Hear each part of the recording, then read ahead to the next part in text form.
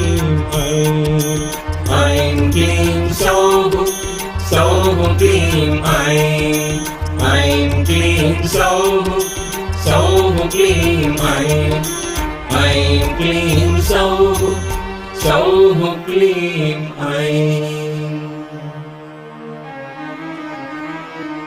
समस्तलोकाः सुखिनो भवन्तु समस्तलोकाः सुखिनो भवन्तु समस्तलोकाः सुखिनो भवन्तु. May all the beings in all the worlds be happy. जय बोलो पवन सुत हनुमान की जय, सियावर रामचंद्र की जय, सद्गुरु साईनाथ महाराज की जय. नमः पार्वती पतये हर हर महादेव.